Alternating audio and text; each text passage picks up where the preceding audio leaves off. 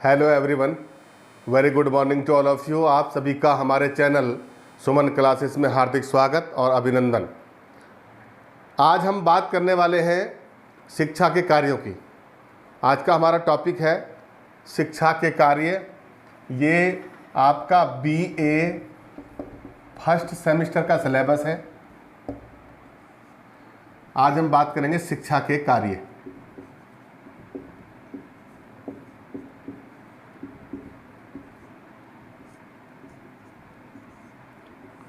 जब हम कार्यों की बात करते हैं तो ये कार्य अलग अलग प्रकार से हम देखते हैं। इनका जो वर्गीकरण किया गया है अलग अलग तरीके से किया गया है। माने शिक्षा ऐसे कौन से कार्य करती है, किस प्रकार कार्य करती है, इस पर हम बात करने वाले हैं। तो शिक्षा का जो पहला उद्देश्य है वो व्यक्ति के जीवन में काम करना है।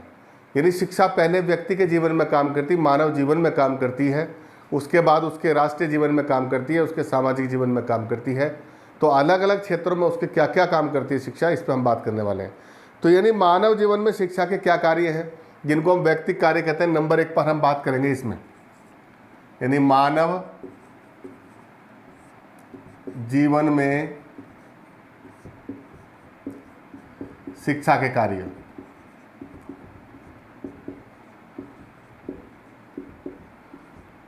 इसी को हम वैयक्तिक कार्य भी कहते हैं, वैयक्तिक कार्य। क्योंकि अभी जिस बिंदु पे हम बात कर रहे हैं, जिन कार्यों की बात कर रहे हैं, इनका संबंध केवल व्यक्ति से है। वैयक्तिक कार्य यानी व्यक्ति के जीवन में शिक्षा के क्या क्या कार्य हैं, तो किस प्रकार कार्य करती है और उसे आगे बढ़ने में मदद करती है। नंबर 1 इसकी बात हम करेंगे तो सबसे पहले हम देखेंगे कि इस टाइटल के अंदर जितने भी टॉपिक हैं वो सब यहाँ हम लिखेंगे। नंबर 1 पे लिखेंगे आवश्यकताओं की पूर्ति। आवश्यकताओं की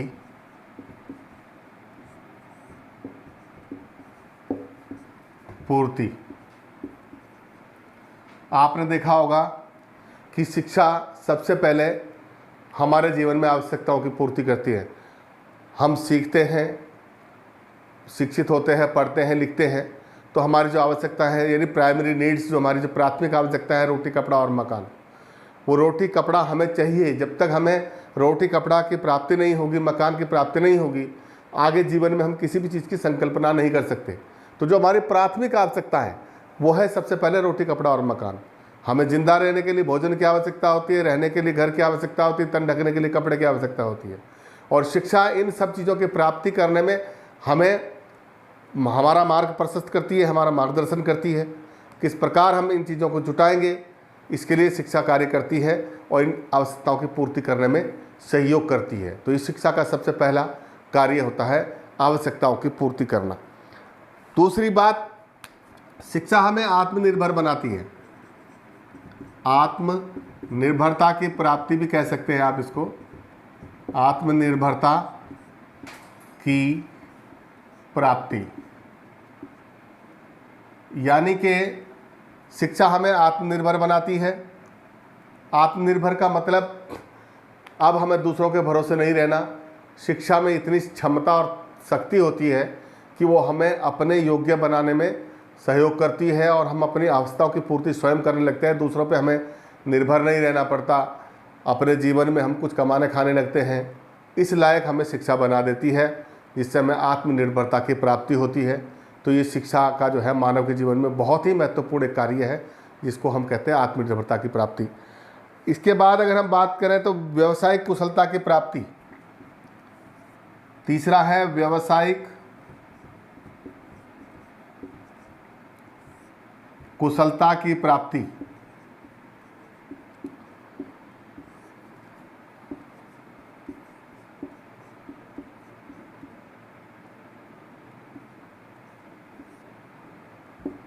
व्यवसाय करना है, कोई बिजनेस करना है, कोई काम धंधा करना है, जिससे हमें रोजी रोटी का संकट हमारा दूर होता है, 2 रुपये कमाने लगते हैं हम, उसी से हम आत्मनिर्भर बनते हैं और उसी से हमारी आवश्यकताओं की पूर्ति होती है। तो ये जो व्यवसायिक कुशलता है इन दोनों ऊपर वाले बिंदुओं का कार्य करती है। आवश्यकताओं की पूर्ति भी होती है और हम आत्मनिर्भर भी बनते हैं। और ये व्यवसायिक कुशलता क्या है? एक तो होता है व्यवसाय को सीखना, मतलब कुशलता मतलब किसी चीज़ में आप ट्रेंड हो गए हो। तो व्यवसायिक कुशलता भी हमें शिक्षा के द्वारा मिलती है। और हम अपने लिए रोजी रोटी कमाना सीखते हैं, कोई काम सीखते हैं, चाहे वो टेक्निकल काम हो, अन्य प्रकार के काम हो, जिससे हम कोई व्यापार सीखते हैं, कोई इंजीनियरिंग का कोर्स करता है, कोई डॉक्टरी का कोर्स करता है। तो ये सारी व्यावसायिक कुशलताएं हैं और इस शिक्षा के द्वारा हमें मिलती हैं। और जब ये व्यावसायिक कुशलता हमारे अंदर आ जाती है तो हमारी आवश्यकताओं की पूर्ति भी होती है, हम आत्मनिर्भर भी बनते हैं और कुशलता की प्राप्ति, ये व्यावसायिक कुशलता की प्राप्ति भी आती है हमारे पास। इसके साथ साथ एक अगला आता है भौतिक संपदा की प्राप्ति, भौतिक संपन्नता।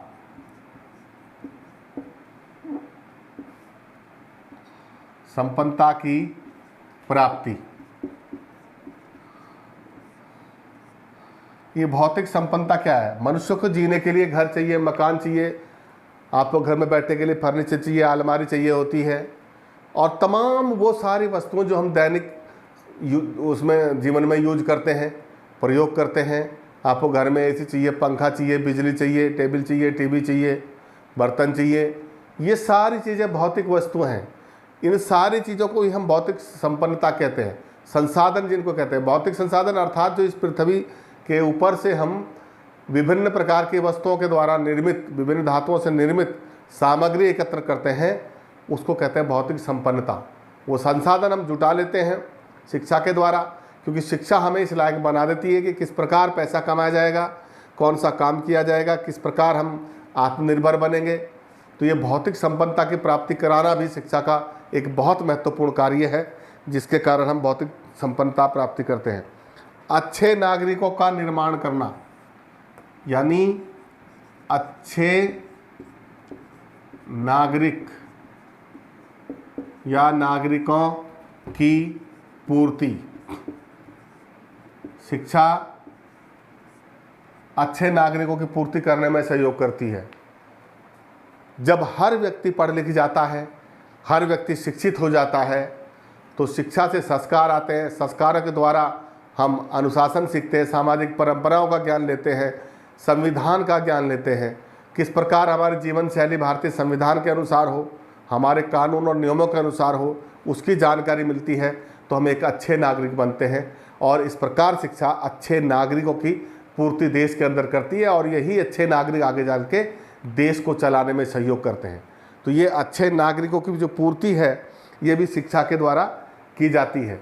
दूसरी बात, व्यक्तित्व का विकास। अगला एक बिंदु है व्यक्तित्व, जिसको हम अंग्रेजी में बोलते हैं पर्सनैलिटी। व्यक्तित्व का विकास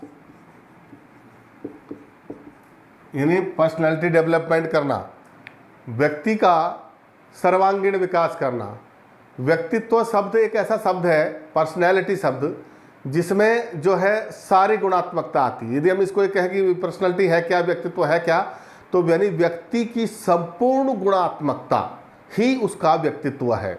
जो उसका व्यक्ति है उसमें उसका रूप, रंग, भाषा, शैली, चलना फिरना, बोलना, बैठना, उठना, बात करने का तरीका, भाषा का ज्ञान, समाज का ज्ञान, राजनीतिक ज्ञान, उसका कौशल, उसका स्किल, जितनी भी प्रकार की उसमें खूबियां हैं, इन सब से मिलकर उसका पर्सनालिटी डेवलपमेंट होता है, जिसको हम व्यक्तित्व विकास कहते हैं।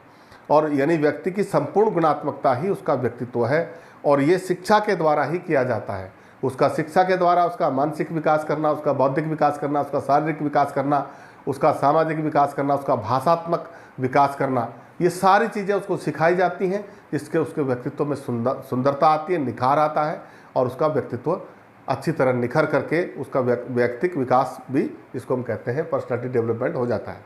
तो ये कार्य भी शिक्षा करती है। शिक्षा का ये बहुत महत्वपूर्ण कार्य है। इसके अलावा चरित्र का निर्माण, चरित्र का निर्माण। व्यक्तित्व और चरित्र में बहुत ज़्यादा फर्क नहीं है।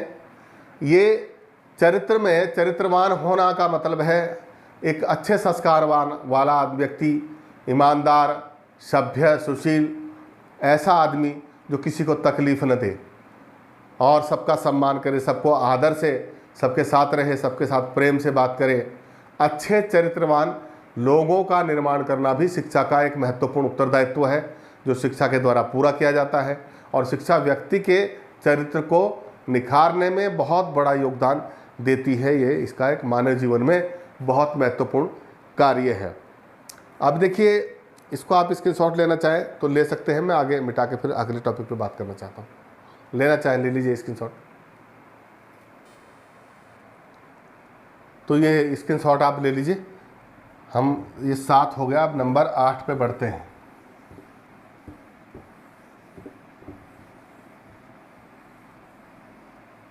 ये इसका 8वां बिंदु हमने बात की अभी, चरित्रवान छात्रों का या चरित्र का विकास करना। अगला इसका बिंदु है नंबर 8, जिसको हम कह रहे हैं भावी जीवन की तैयारी। भावी जीवन की तैयारी। अब यह एक ऐसा शब्द है, देखिए वैसे तो सारा ही सभी कुछ भावी जीवन की तैयारी के लिए शिक्षा ग्रहण करते हैं।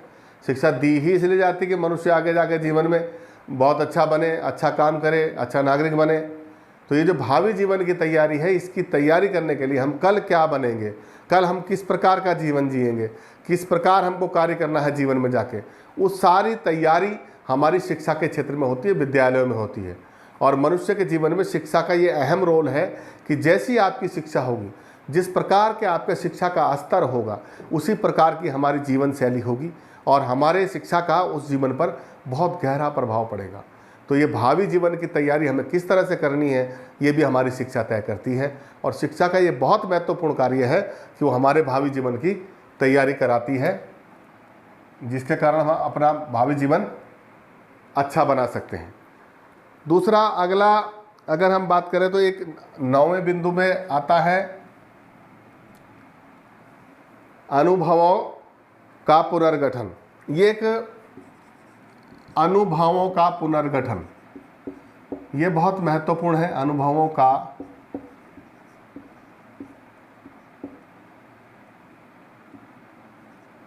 पुनर्गठन, ये अनुभवों का पुनर्गठन, ये एक ऐसा शब्द है जो क्रियात्मक रूप से जब तक हम किसी काम को नहीं करते हमें इसका अर्थ भी समझ में नहीं आता। 2 प्रकार की शिक्षा होती है, एक तो व्यवहारिक शिक्षा होती है, एक सैद्धांतिक। तो ये अनुभवों के जो पुनर्गठन की मैं बात कर रहा हूँ, इसमें वो सब चीज़ें आती हैं जो हम व्यवहारिक रूप से काम करते हैं। अनुभवों का जो जन्म है, अनुभवों का जो उत्पत्ति है, वो क्रियाओं के द्वारा होती है। अनुभव का अर्थ है जो आप प्रैक्टिकली जिस काम को करते हैं उसके बाद जो आपको ज्ञान प्राप्त होता है। अभी हमने कहा कि सच बोलना सच बोलना अच्छी बात है, झूठ बोलना बेकार होता है, इससे ये होता है, उससे लोगों में सम्मान घटता है। ये हमने आपको जानकारी दे दी, शिक्षा दे दी, सूचनाएं समझिए आप। लेकिन जब आप समाज में जाते हैं और आप झूठ बोलते हैं तो उसके परिणाम निकल के आते हैं, तो आपको पता लगता है यार मैंने एक झूठ बोलने से लोग बड़े नाराज़ होते हैं। आपको जब आप किसी के साथ सच्चा व्यवहार करते हैं, अच्छा व्यवहार करते हैं, तो आपके साथ बड़ा सम्मानपूर्वक व्यवहार करता है, तब आपको पता लगता है कि ये सच बोलना जो है बड़ा अच्छा है, इससे लोग बड़ा सम्मान करते हैं। तो यानी क्रियाओं के द्वारा जो आप महसूस करते हैं परिणाम, क्रियाओं का जो नतीजा आता है, तो उससे हमें अनुभव प्राप्त होते हैं।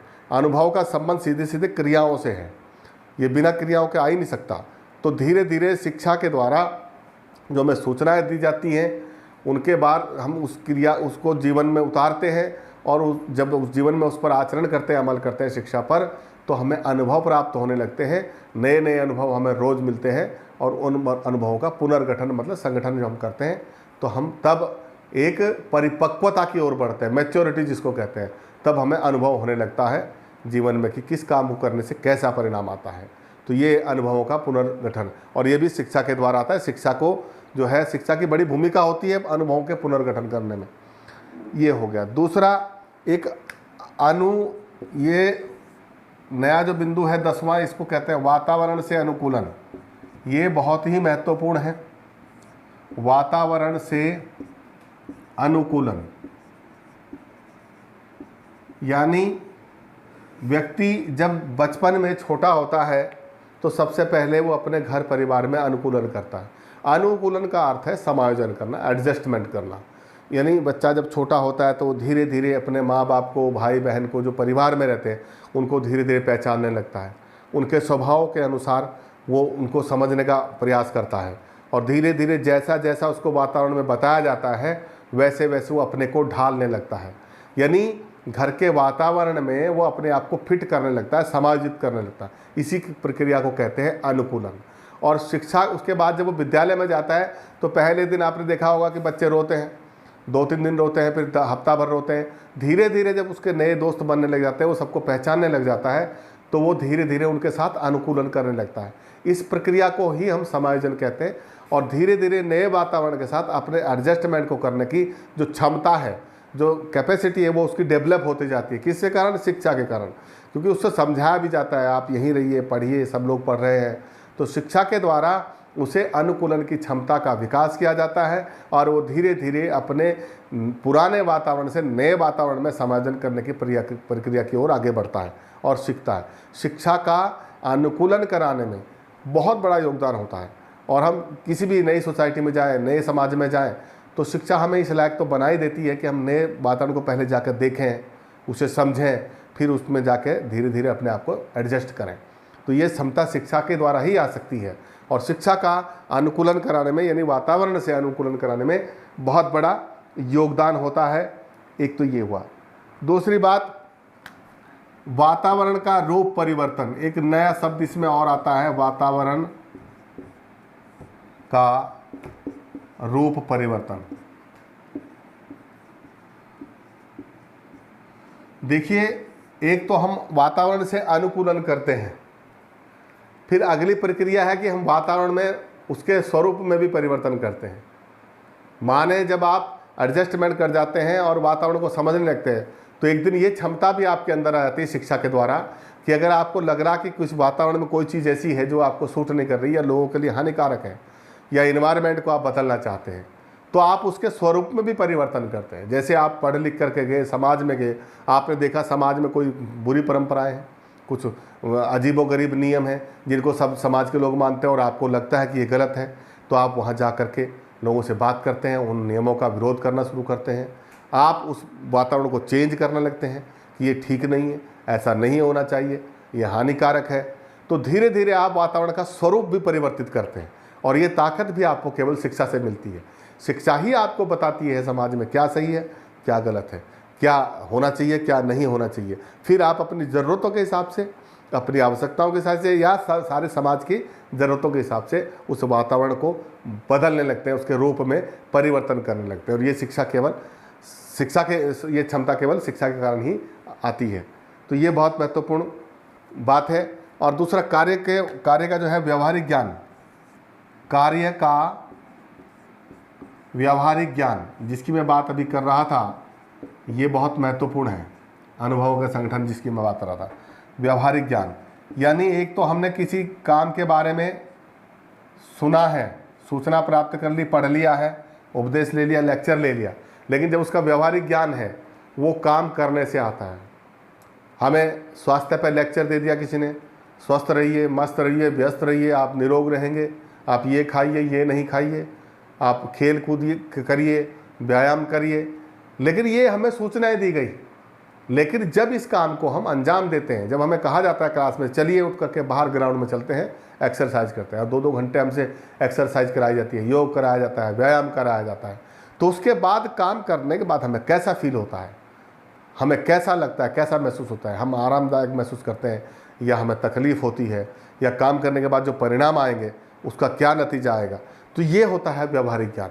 और ये भी शिक्षा में हमें सिखाया जाता है। एक तरफ हमें लेक्चर यानी सैद्धांतिक ज्ञान दिए जाते हैं, और दूसरी तरफ हमें व्यवहारिक क्रियाएं, जिनको पाठ्यक्रम सहगामी क्रियाएं बहुत सारी हमारे विद्यालयों में होती हैं, खेल कूद हो गए, कल्चर प्रोग्राम हो गए, दुनिया भर के ऐसे कार्यक्रम जो हमें कराए जाते हैं। तो कार्यों का व्यवहारिक ज्ञान भी हमें शिक्षा के द्वारा दिया जाता है, जिससे हमारा अनुभव बढ़ता है, अनुभवों का संगठन होता है। तो ये तो थे मानव जीवन में शिक्षा के कार्य, जिनको हम वैयक्तिक कार्य भी कहते हैं, यानी व्यक्तिगत कार्य भी कह सकते हैं शिक्षा के जीवन में। तो इनके अलावा अगर हम दूसरे बिंदु पे बात करें, तो इसके अलावा शिक्षा के कुछ सामाजिक कार्य भी होते हैं, तो उन पर नज़र डालते हैं। आप इसका एक स्क्रीनशॉट लेना चाहें तो लें, दूसरे बिंदु पे बात करेंगे। तो अब हम बात करते हैं दूसरे बिंदु पर, यानी ये तो था मानव जीवन में शिक्षा के कार्य, पहला बिंदु। दूसरा अगर हम इसकी बात करें कार्य, तो सामाजिक कार्य यानी शिक्षा के सामाजिक कार्य, इन पे हम बात करेंगे।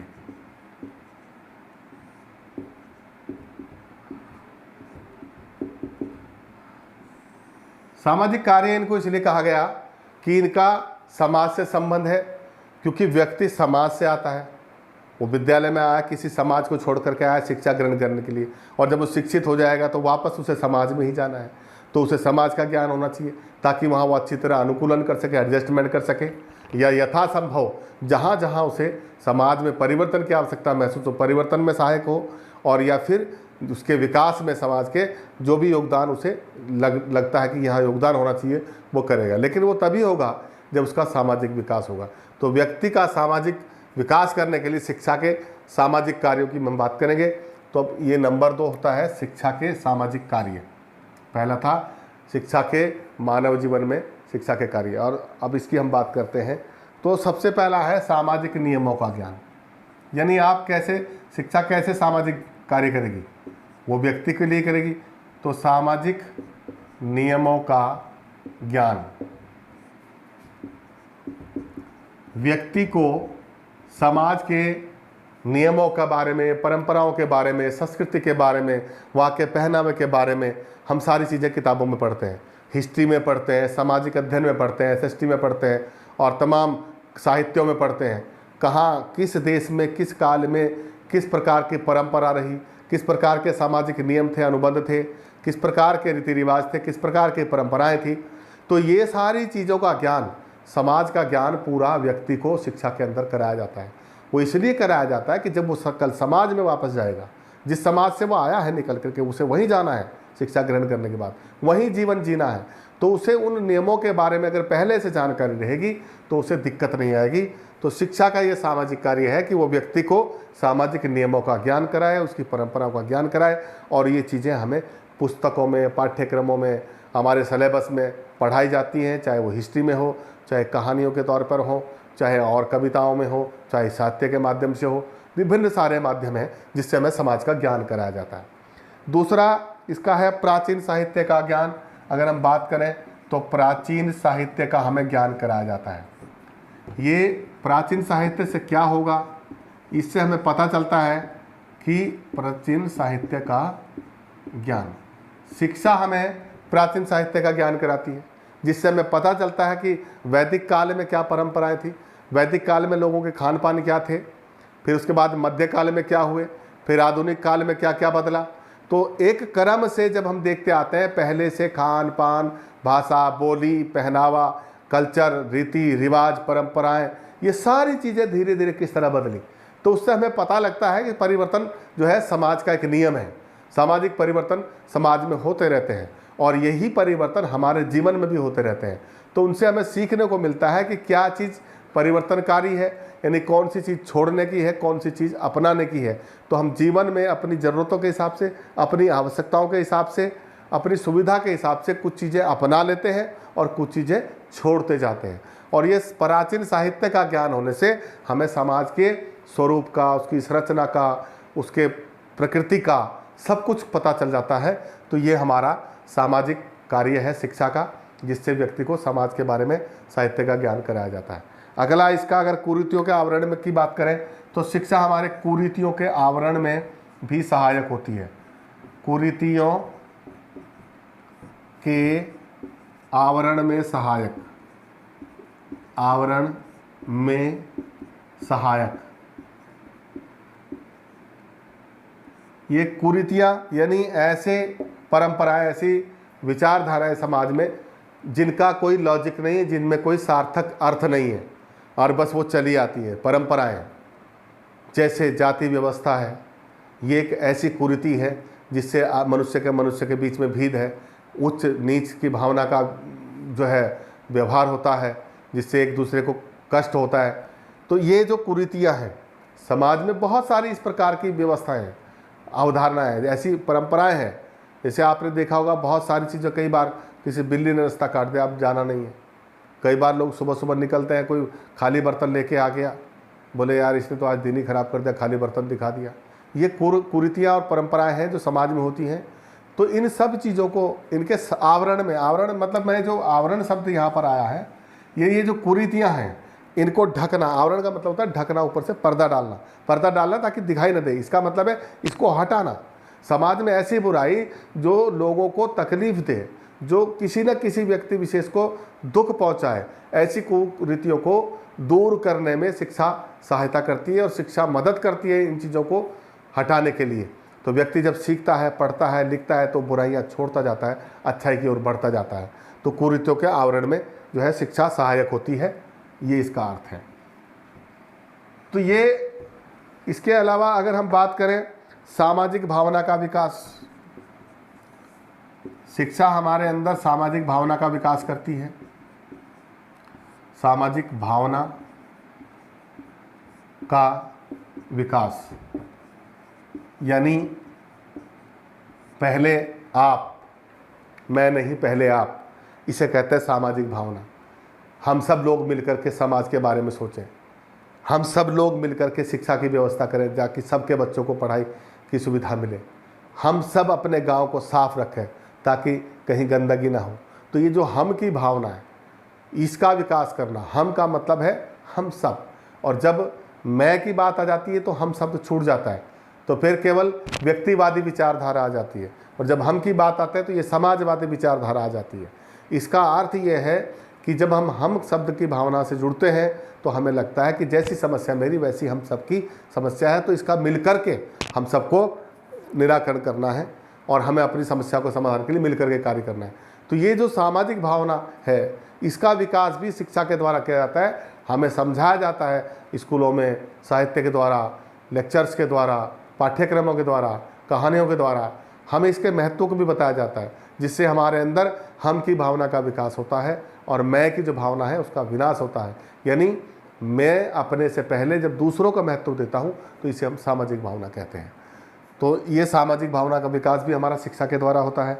और अगली बात करें कि सामाजिक उन्नति में सहायक, देखिए शिक्षा हमें सामाजिक उन्नति में भी सहायता करती है। सामाजिक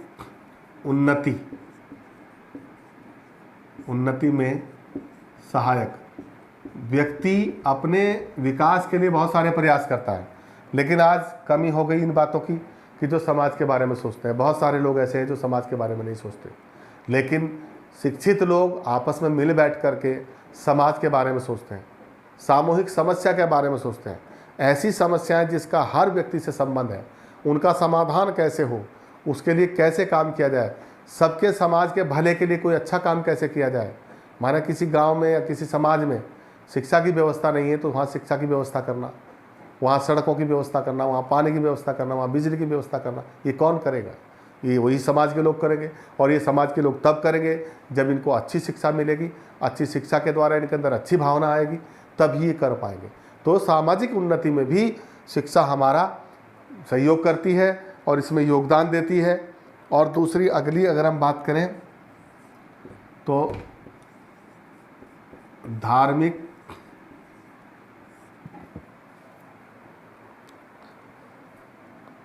या ये कहिए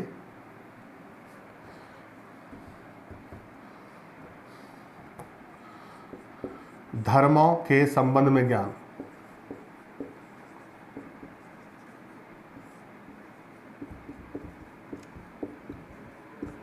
क्या होगा इससे? जब हम विभिन्न धर्मों के बारे में जानेंगे, हमारी सामाजिक समरसता बनी रहेगी। समरसता मतलब आपस में तालमेल बना रहेगा, सामाजिक सौहार्द बना रहेगा, सामाजिक समानता बनी रहेगी, सामाजिक स्थिरता बनी रहेगी। और ये तब होगा जब हम एक दूसरे के धर्म का आदर करेंगे। एक दूसरे के धर्म का हम तब आदर करेंगे जब हमें एक दूसरे के धर्मों के बारे में जानकारी होगी। अभी चाहे सनातन धर्म हो, चाहे ईसाई धर्म हो, चाहे जैन धर्म हो, चाहे बौद्ध धर्म हो, सबके अंदर एक जीवन शैली की बात कही है। सब अपने अपने जीवन शैली को अपने अपने धर्मों के अनुसार व्यतीत करते हैं, अपना जीवन जीते हैं।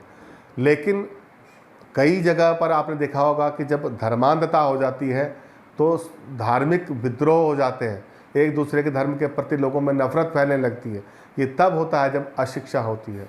और जो शिक्षित व्यक्ति होते हैं, जिनको सब धर्मों का ज्ञान है, जो ये जानते हैं कि सब धर्मों में केवल भगवान के बारे में बात कही गई, ईश्वर के बारे में बात कही है, दुनिया के विभिन्न धर्मों के एक ही स्थान पर पहुंचने के अलग अलग रास्ते, ये गांधी जी ने कहा था। तो ये सामाजिक समरसता कैसे बनी रहे, इसके लिए हमें शिक्षा सहयोग करती है। शिक्षा हमें सिखाती है कि सब धर्मों का सम्मान करें, शिक्षा हमें सिखाती है कि सब धर्म का अध्ययन करें, उसको मनन करें, विचार करें, जो अच्छी बातें हैं वो सब धर्मों से ली जाए, तो एक नए समाज का निर्माण होगा। तो ये धार्मिक सौहार्द बनाए रखने के लिए शिक्षा हमें धर्मों के संबंध में ज्ञान देती है। और एक उदार दृष्टिकोण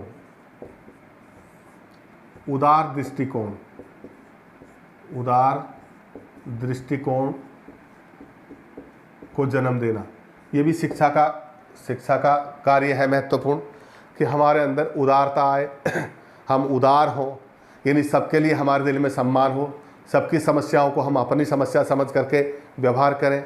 यदि हमारे सामने कोई आदमी मुसीबत में है तो जैसे हम अपने घर परिवार के लिए, अपने व्यक्तियों के लिए, अपने परिवार के सदस्यों के लिए उसके साथ खड़े हो जाते हैं, ऐसे ही हमें दूसरों के लिए भी खड़ा होना चाहिए। ये उदार की जो भावना है, दया की जो भावना है, हमारे हृदय में आनी चाहिए। और ये हमें शिक्षा के द्वारा सिखाया जाता है कि सब एक दूसरे के साथ सुख दुख में खड़े रहें, तो अच्छे समाज का निर्माण होगा। तो ये कुछ बातें थी जो शिक्षा हमारे सामाजिक जीवन में करती है। यानी शिक्षा के सामाजिक कार्यों की अगर हम बात करें तो शिक्षा के सामाजिक कार्यों में ये निम्न बातें थी। इनके कारण एक अच्छा सामाजिक नागरिक पैदा होता है जो अच्छे समाज का निर्माण करता है, और साथ साथ समाज के साथ साथ वो देश के विकास में भी सहयोग करता है। तो ये तो बात हुई सामाजिक कार्यों की। इसका एक तीसरा बिंदु और है, आप इसका स्क्रीनशॉट लेना चाहें तो लें, नहीं फिर मैं राष्ट्रीय जीवन में शिक्षा के क्या कार्य हैं इस पर बात करता हूँ। आप स्क्रीनशॉट लीजिए। तो ये तो थे शिक्षा के सामाजिक कार्य, इसका स्क्रीनशॉट आपने लिया। अब हम बात करते हैं शिक्षा के राष्ट्रीय कार्यों की। राष्ट्रीय जीवन में शिक्षा के क्या कार्य होते हैं इस पर हम बात करेंगे। अभी हमने बात की शिक्षा के सामाजिक कार्यों की। नंबर 3, अब हम बात करते हैं शिक्षा के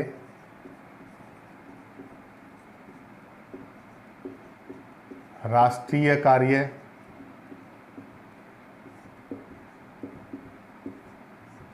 इसे हम ये भी कह सकते हैं राष्ट्रीय जीवन में शिक्षा के कार्य, ये भी कह सकते हैं, बातें की है दोनों में।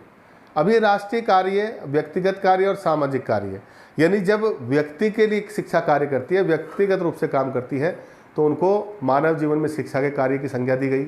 और जब सामाजिक दृष्टिकोण से, सामाजिक उद्देश्यों को ध्यान में रख करके व्यक्ति को शिक्षा दी जाती है तो वो सामाजिक कार्य कहलाते हैं।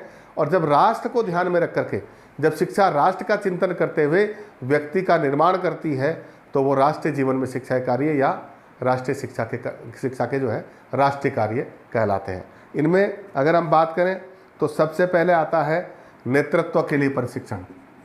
अब यहाँ पर एक महत्वपूर्ण बात यह है, नेतृत्व के लिए प्रशिक्षण पहला कार्य शिक्षा का ये है राष्ट्रीय जीवन में, या राष्ट्रीय कार्य है शिक्षा का। अब ये क्यों है? नेतृत्व मतलब लीडरशिप, नेतृत्व के लिए प्रशिक्षण, नेताओं के लिए प्रशिक्षण, नेतागिरी करने के लिए, राजनीति करने के लिए प्रशिक्षण या ट्रेनिंग देना। ये क्यों? ये इसलिए क्योंकि हमारा जो देश है वो लोकतांत्रिक देश है। पूरी दुनिया के में जो है हमारा संविधान एक ऐसा संविधान है जिसमें लोकतांत्रिक प्रक्रिया होती है, जिसमें लोगों के द्वारा चुने हुए लोगों के बीच से प्रतिनिधि आते हैं और जनता के लिए कार्य करते हैं, इस देश को चलाते हैं संविधान के नियमों के अनुसार। अब हमारे यहाँ जब लोकतांत्रिक प्रक्रिया है तो हर साल आए दिन विभिन्न स्तरों पर चुनाव होते हैं, और ये चुने हुए प्रतिनिधि जब सरकार में जाते हैं तो ये वहाँ सरकार चलाते हैं, पूरे देश का चिंतन करते हैं। तो इनको ट्रेनिंग देना, इनको प्रशिक्षण देना इसलिए ज़रूरी हो जाता है कि यदि वहाँ पर कोई अनट्रेन्ड आदमी या अयोग्य आदमी अगर चुनकर जाता है तो वो देश की व्यवस्था को सही ढंग से नहीं चला पाएगा। इस दृष्टिकोण से कि भाई देश की व्यवस्था अच्छे हाथों में जाए, अच्छे लोग यहाँ पर चुन कर के आए, उसके लिए नेतृत्व प्रशिक्षण की व्यवस्था रहती है।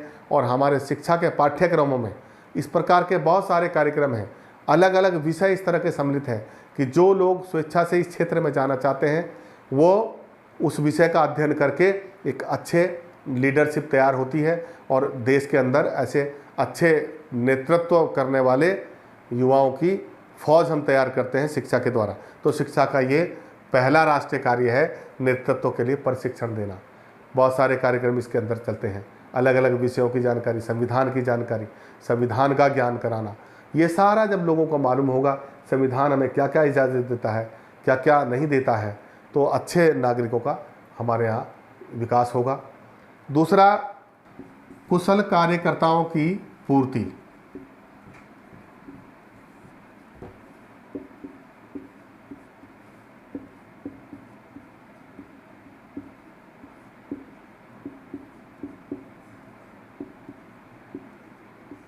देखिए, प्रत्येक क्षेत्र में काम करने वाले व्यक्ति, ऐसे नौजवान युवतियाँ, युवक जो अपने अपने फील्ड में काम करना चाहते हैं, विभिन्न क्षेत्रों में उनको कुशल बनाया जाता है, उनको स्किल किया जाता है प्रशिक्षण देकर, अच्छी शिक्षा दे करके, चाहे वो डॉक्टर्स हों, वकील्स हों, इंजीनियर्स हों, लीडर हों।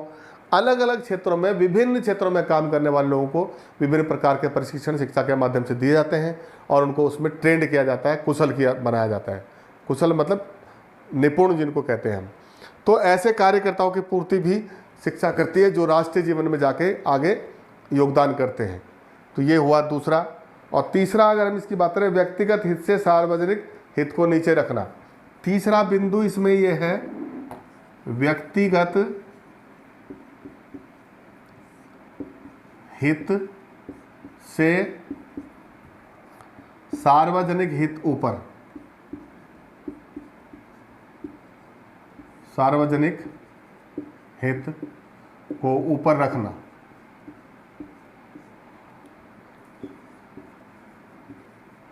यानी जब व्यक्तियों के अंदर ये भावना आ जाती है कि मैं अपने काम को ज़्यादा महत्व न दे करके सामाजिक काम को महत्व देता हूँ और अन्य लोगों की चिंता करता हूँ, तो ये एक ऐसी सामाजिक भावना होती है जो हमारे व्यक्तिगत काम को महत्व न दे करके सार्वजनिक हित को ऊपर रखने में मदद करती है। और ऐसा तभी होता है जब इस प्रकार की हमें अच्छी शिक्षा मिले, तो ये राष्ट्रीय जीवन में योगदान करती है। अगला है इसका, नागरिक और सामाजिक कर्तव्यों की भावना का विकास। नागरिक व सामाजिक कर्तव्यों की भावना का विकास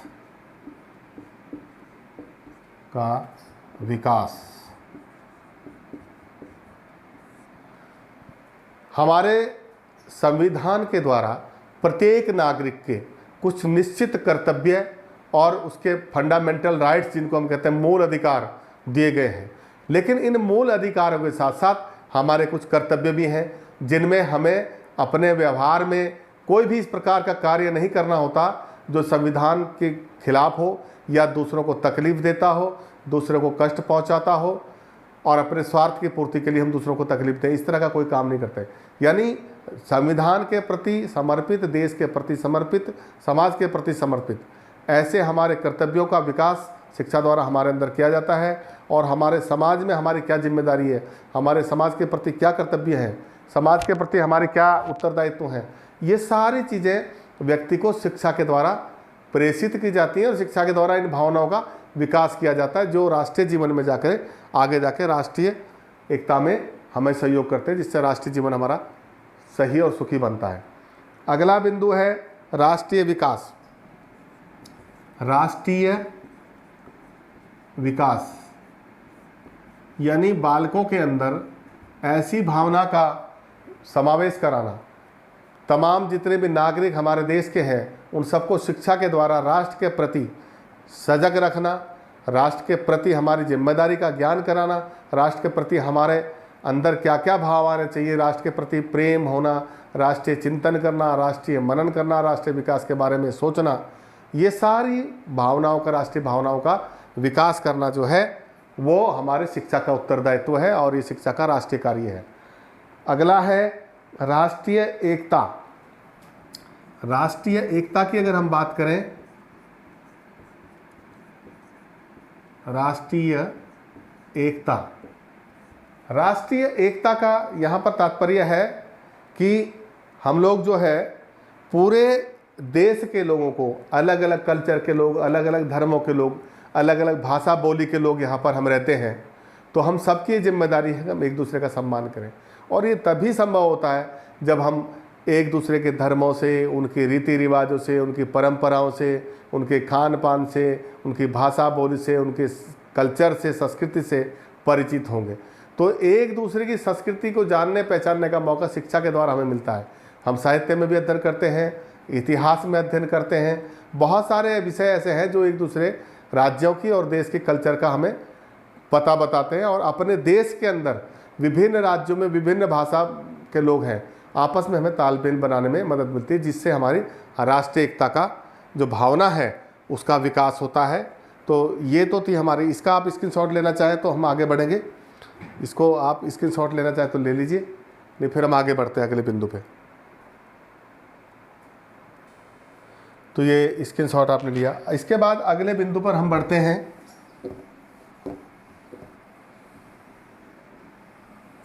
राष्ट्रीय एकता के बाद हमारा जो अगला बिंदु है वह है भावात्मक एकता। 7वां, भावात्मक एकता। हमारे भावनाओं में एकता हो, एक रूपता हो, ये हमें शिक्षा के द्वारा सिखाया जाता है। सबके प्रति हमारा भाव कैसा हो, प्रत्येक व्यक्ति के पास, देश का जो भी नागरिक है, जो भी भारत देश का नागरिक है, वो किसी भी भाषा का हो, राज्य का हो, जाति का हो, धर्म का हो, उन सब के प्रति हमारी जो भावनाएं हैं वो आदरपूर्वक होनी चाहिए, सम्मानपूर्वक होनी चाहिए। एक दूसरे के प्रति हमारे अंदर समर्पण का भाव हो, इस प्रकार की जो शिक्षा है वो हमें दी जाती है और ये भावात्मक एकता में हमें सहयोग करती है। अगला इसका एक बिंदु है मानव प्रकृति व चरित्र का प्रशिक्षण। मानव प्रकृति व चरित्र का प्रशिक्षण। इसका अर्थ यह है कि हमारे देश में करोड़ों की जनसंख्या है, 100 करोड़ की, 130 करोड़ की आज की तारीख में। तो आप ये समझिए जितने लोग हैं उतने स्वभाव हैं, उतने प्रकार की उनकी प्रकृति है। अलग अलग लोगों के अलग अलग स्वभाव होने के कारण हमारे कई बार मतांतर हो जाता है, मतभेद हो जाता है, और मतभेद होने के कारण मन में भेद हो जाता है। तो ये सारी चीज़ें हमें शिक्षा के द्वारा सिखाई जाती है। और शिक्षा हमें ये कहती है कि आपस में अगर वैचारिक मतभेद भी है तो भी मनभेद नहीं होना चाहिए। आपस में हमें मिलजुल करके रहना होता है और एक दूसरे के प्रति सम्मानपूर्वक व्यवहार करना होता है। तो ये क्योंकि मानव की प्रकृति अलग अलग है, सबका चरित्र अलग अलग है, तो अच्छी प्रकृति हमारे स्वभाव में परिवर्तन करने के लिए, हमारे नेचर में बदलाव लाने के लिए हमें प्रशिक्षित किया जाता है, ट्रेनिंग दी जाती है, अच्छा चरित्र का निर्माण हमारा किया जाता है, जिससे हम लोग राष्ट्रीय चिंतन की ओर बढ़ते हैं, राष्ट्र के प्रति समर्पित होते हैं। और ये तभी संभव है जब हम आवश्यकता के अनुसार अपने स्वभाव में, मानव स्वभाव में परिवर्तन कर पाते हैं। तो ये भी शिक्षा के द्वारा संभव है। ये शिक्षा का एक बहुत महत्वपूर्ण कार्य है। और अगला है राष्ट्रीय अनुशासन, जिसकी हम बात करें। राष्ट्रीय अनुशासन, राष्ट्रीय अनुशासन, राष्ट्रीय अनुशासन का यहाँ पर तात्पर्य है कि हमारे देश में एक संविधान है, एक विधान है और एक ही नियम के तहत पूरे भारत के लोग निवास करते हैं, अपना जीवन व्यतीत करते हैं।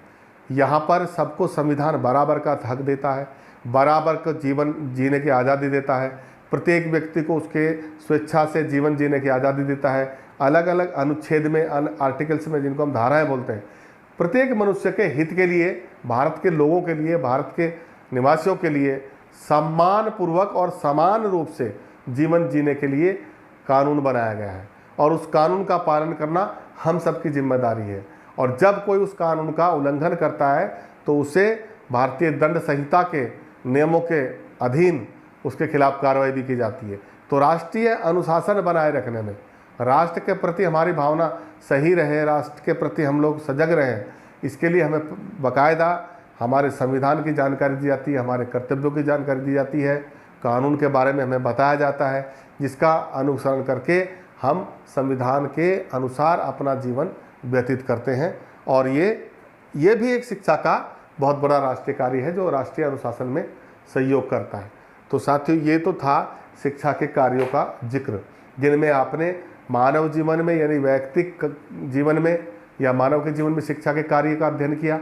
दूसरे पे मैंने बताया कि व्यक्तिगत के अलावा जो हमारा सामाजिक जीवन होता है उसमें शिक्षा के क्या कार्य हैं उन पे आपने अभी बात सुनी। और तीसरा जो मैंने बताया शिक्षा के राष्ट्रीय कार्य, इन पे कुछ बिंदुओं पे चर्चा की गई।